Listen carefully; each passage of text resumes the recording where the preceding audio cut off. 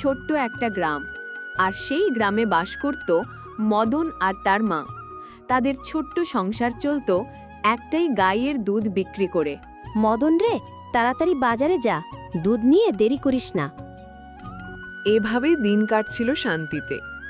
বাজারে সবাই মদনের সততা আর দুধের গুণের প্রশংসা করত।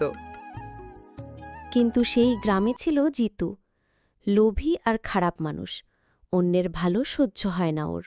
এই মদন দিন দিন জনপ্রিয় হয়ে যাচ্ছে, এটা চলবে না।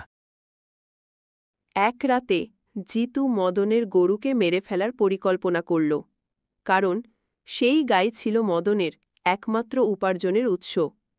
জিতু চুপি চুপি গরুর গোয়ালের দিকে যাচ্ছে। এই গাইটা না থাকলে মদনের সংসার শেষ। গুরুর শব্দ পেয়ে মদনের মা ঘুমে কোনো উঠি। মদন চমকে, কে ওখানে? দৌড়ে যায়, দেখে গাই মাটিতে লুটিয়ে পড়েছে। মা কান্নায় ভেঙে পড়ছে। রে মদন, গাইটা গেল, এখন আমাদের চলবে কিভাবে?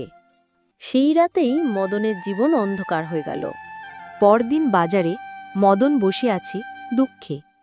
বন্ধু মদন, কি হয়েছে? গাইটা নেই ভাই, সংসারও শেষ হয়ে গেল। তুমি মন খারাপ করো না, গ্রামের সবাই মিলে টাকা তুলে তোমার জন্য নতুন গাই কিনে দেব। মানুষ যত খারাপই হোক, ভালো মানুষের অভাব নেই। গ্রামবাসীরা মিলে মদনের জন্য নতুন গাই নিয়ে এসছে। তোমাদের এই উপকার কোনোদিন ভুলব না।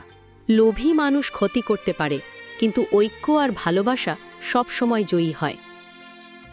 শেষে সুখের সঙ্গীত। মদন গরুকে নিয়ে মাঠে যাচ্ছে।